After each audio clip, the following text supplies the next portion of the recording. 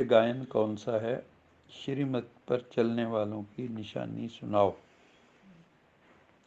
श्रीमत के लिए गायन कौन सा है और श्रीमत पर चलने वालों की निशानी सुनाओ। तो बाबा ने कहा श्रीमत के लिए गायन है, सुनाओ हमने सबने, पर आएगा नहीं बुद्धि में। श्रीमत तारे कुसंग बोरे ऐसे वो सत्संग के लिए। श्रीमत के लिए गायन है, जो खिलाएंगे, जो पहनाएंगे, जहाँ बिठाएंगे, जहाँ सुलाएंगे वहीं सोएंगे, नो क्वेश्चन मार्क। जैसे भगवान रखे मुझे, जिस हाल में रखे। जैसे शुरू में यज्ञ में जो भी आए तो उस वक्त क्या था कि बाबा जैसे रखेंगे। अब चाहे कई उस वक्त के करोड़ों की भी बेटियां, वो भी कैसे रहे। तो कहने का तात्पर्य है कि श्रीमत तो ये है कि भगवान जो कहे, जिस हाल में रखे, जो खिलाएंगे, जो पहनाएंगे, जहाँ बिठाएंगे वही हम करेंगे। श्रीमत की निशानी ये है। श्रीमत पर चलने वाले बच्चे बाबा की हर आज्ञा का पालन करते हैं, मतलब उनकी हर बात है ना, कानून है एक तरह का, है ना। ये ईश्वरीय संविधान है। श्रीमत क्या है? ईश्वरीय संविधान है। ये गॉडली कॉन्स्टिट्यूशन है। जो इसका पालन करते हैं वो मौज में रहते हैं, जो उल्लंघन करते हैं उसी को पाप कहा जाता है। पाप और कुछ नहीं है। और ये अनरिटन कॉन्स्टिट्यूशन है, कहीं लिखा हुआ नहीं है। लेकिन बाबा रोज जो बताते हैं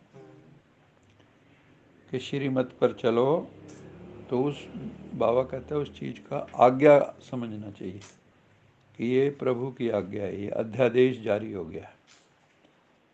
उनसे सदा श्रेष्ठ कर्म होते हैं। दूसरा बाबा ने कहा निशानी क्या है? जो श्रीमत पर चलते हैं उनसे सदा श्रेष्ठ कर्म होते हैं। कोई भी नीच कर्म, भ्रष्ट कर्म, कुकर्म, विकर्म, दुष्कर्म नहीं होते। वे कभी श्रीमत में अपनी मनमत मिक्स नहीं करते, है ना। जो श्रीमत है उसको एज इट इज, जो भगवान ने कहा बस यस सर, और कुछ नहीं। जैसे मिलिट्री वाले होते हैं ना, जो भी उनको ऑर्डर मिलता है तो क्या कहते हैं? Yes sir. सबको पता था कारगिल का जब युद्ध हुआ कि हम ऊपर जो ऑर्डर कर दिया अभी ऊपर जाओ, उनको भी पता था मौत के मुंह में जाएंगे, खड़े हैं, लेकिन उन्होंने ये नहीं कहा भी हम जाएंगे, नहीं जाएंगे। नहीं जा सकते, बोल नहीं सकते, कसम खा के रखते हैं पहले।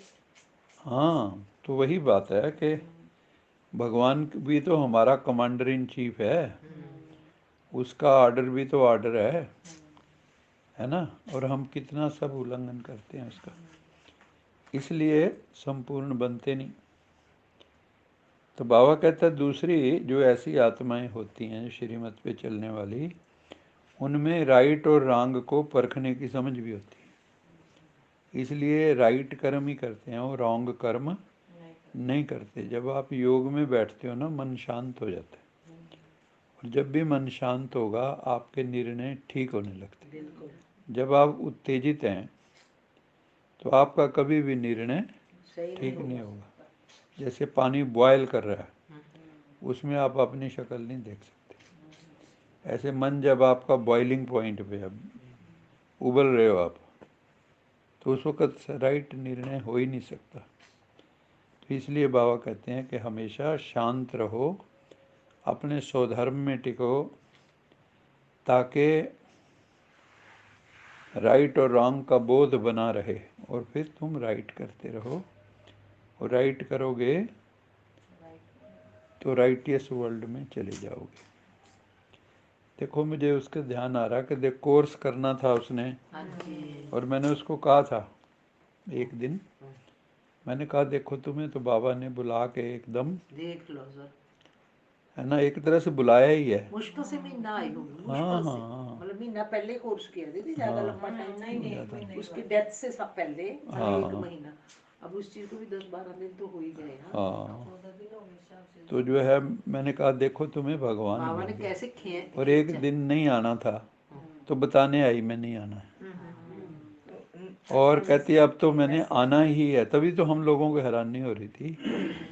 उसने कहा भी मैं मतलब अगर नहीं आना है तो सूचना देती थी, मेरी एब्सेंट ना लगाना, ये कहती थी।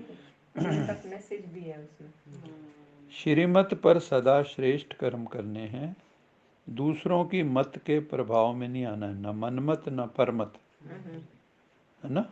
अपने मन की मत पे भी नहीं चलना क्योंकि ये भी धोखेबाज है, मन भी बहुत धोखा देता है। बिल्कुल देता है सर। और दूसरों की मत का तो वैसे ही भरोसा नहीं, क्योंकि कोई आपको राय भी देते हैं ना, पहली बात तो जितनी जिसमें बुद्धि है उतनी राय देगा। और कई बार जो है ना लोग प्रॉपर राय भी नहीं देते, अपना इंटरेस्ट देखने लगते हैं। सपूत बन के हर आज्ञा का पालन करना है। जो बात समझ में नहीं आए मान लो तो बाबा कहता है उसको बड़ों से बाबा से वेरीफाई कराओ, फिर करो उस चीज़ को। कर्म में लाने से पहले अगर डाउट है तो कोई ना कोई महारथी, कोई ना कोई, जैसे बाबा थे उस वक़्त तो लोग चिट्ठी लिखते थे क्योंकि और तो साधन होते ही नहीं थे, तो कब चिट्ठी जाना आना कितना है ना, लाल बाबा पेंसिल से चिट्ठी लिखते थे, है ना। और नीचे फिर उसकी हिंदी की होती थी, ऊपर वो सिंधी होती थी, उर्दू जैसे ही लगता था।